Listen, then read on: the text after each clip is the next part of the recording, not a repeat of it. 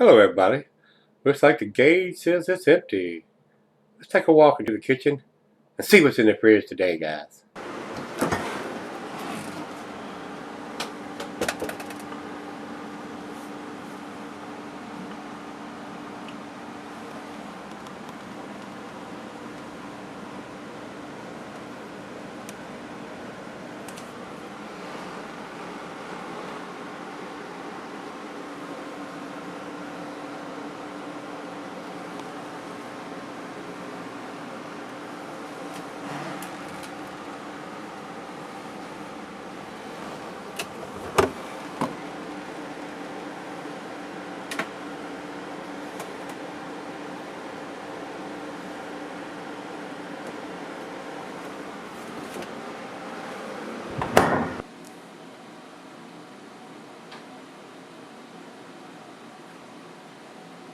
Hey everybody, thanks for stopping by Gregsbeerreviews. Today, look at this can. Looks like the guy on the front of this can is Tidy Whitey's has had a little accident, it looks like. On the back of the can here it says, "Oh, the shame. This is a brown ale to end all brown ales. Enjoy it, because there's no longer any reason to drink another brown ale. You've reached the pinnacle, the disco bump, the brown note. Drink this beer or shit yourself trying. Vert? Uh-oh." 5% ABV. Says here, it's 1 pint, 16 fluid ounces. Drink from the can, which we're not going to do, at 48 degrees, and it's a little chillier than that coming out of the fridge. But by the time I get through flapping my gums and get it in the glass, that's probably about where it's going to be. But it's got the, I thought it was funny. I picked this up down at Barrel Chest, Martin and the guys down there, and they had just put this out on the shelf when I picked it up. The only fuss I've got, there is no date on it, but I know it's pretty fresh because they were putting it on the shelf when we were there. So, and this is from Against the Grain Brewing, and they're out of Louisville, Kentucky. So we'll see where this big 16 ounce, hope it don't make me have an accident in my Tidy Whities. For 5%, I'm not expecting anything like that to happen, so we'll see where this one ends up, guys. Commercial description on this one says the IBUs are 20 here on Right Beer. I didn't see it on the can anywhere. My biggest fuss is a 5%er and it has no date. That's my only fuss. And if I didn't know how long this beer had been on the shelf, I would probably left it there. But since they were just sticking it on the shelf, they just got it in, I went ahead and picked it up. So that's the only fuss I got. They need to put a date on this low of an ABV beer. Commercial description said the brown ale to end all brown ales. Enjoy it. Basically, it's the same thing I read off the back of the thing. A healthy blend of the traditional British malts give this popular style a semi-sweet, biscuity, slightly roasted flavor. Oats thicken the mouthfeel, and a handful of specialty malts and complex chocolate, toffee, and caramel notes. The hops are mostly traditional, earthy British hops, but we cocked it up a bit with some Cascade laid in a bowl just to show those snooty Brits that we don't approve of that constitutional monarchy crap. I didn't say that. They did. Alright, food pairings for this style of beer, guys. For the English brown ale, cheeses are earthy Camembert Fontini. Your nutty cheeses, Asiago Colby Parmesan. Meat is pork and grilled meat. And it's already trying to come out of the can already. Glass for the pint, Becker, Nonic, tumbler mug, style Sidel. I'm going to use my favorite tulip glass, which is a solid beer glass. And I'm not going to pour it too aggressive since the foam will start to come out of the can. And this is a big 16-ounce can, so I'm not going to get it all in there. And it's very cola colored coming out. It's not a dark beer coming out of the can, but it's probably going to look dark in this glass. And not recommended for extended cellaring. Another reason to have the date on the can somewhere. Now, it may be on the 6-pack or the case or the bumper of the truck delivering it, but it needs to be on each individual can. Just my opinion.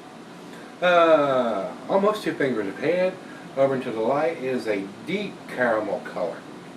Deep ruby color. A little bit of light coming through this thin part of the glass. Not much at all through the bold part. So let's get a nose on it. I am getting the roasted malt, a little bit of caramel and toffee.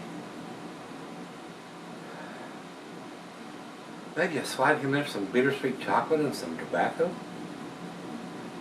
smells pretty decent. It smells like a typical low ABV brown ale to me. Not a super big hoppy presence. Not on the nose anyway. Well, let's give it a taste, see what we got. Cheers, everybody.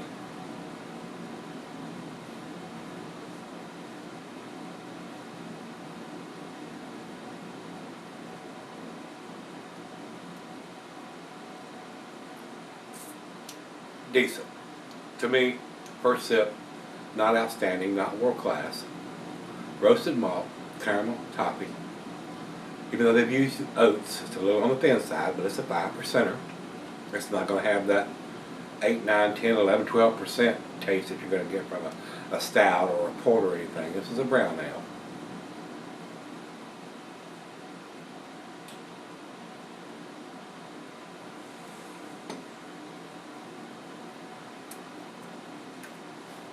I'm getting some strong toffee and caramel notes.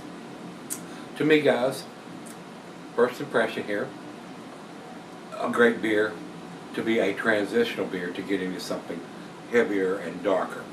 If the porters and stouts taste a little too heavy, too thick, too strong, this will be a good one to get over into that style. Go into the brown ale first and try something like this before you get into a porter or a stout. It's going to have a little bit more heavier, thicker taste. Yeah, this is to me a great transitional beer to get into some darker style beers. And not so much alcohol that's going to put your face in the dirt, and not so much heavy mouthfeel or taste with that heavy, boozy, chocolatey.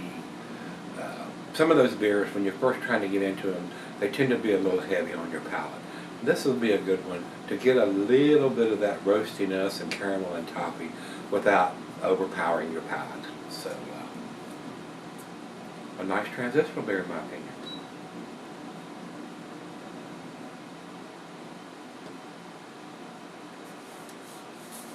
But for the seasoned, darker beer drinker, somebody that's used to drinking a thicker, heavier porter, imperial porter, stout, imperial stout, this is probably not going to blow you away.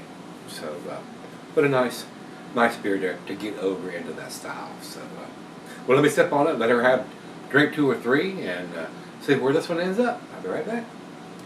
Alright guys, I'm back. Got a little bit left here. Like I said earlier, a good transitional beer to get over into the darker styles. That's the way I feel about this beer. And I still think they should have a date on the bottom of the can, on each individual can. Not one can or the 4-pack or 6-pack, however it's produced. Because I bought this off the shelf and it's a single. And I mean, you didn't get to see the 4-pack or the 6-pack or anything that had it on this as a single. But then I only bought one because it didn't have a date. And I usually don't buy a 4-pack or a 6-pack of any beer unless I've had it before and I like it.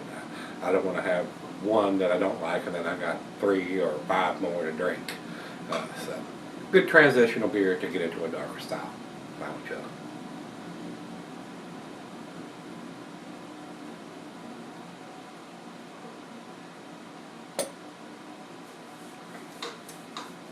To me, guys, this is a B beer. And that's where I'm going to put it. I'm going to give it to 6, which is right in the middle of the B category. Numeric rating for me, guys, would probably be an 85. May get a better grade if it had a date on the bottom of the can. But even with a date, I find it very transitional. That's where I'm going to leave it.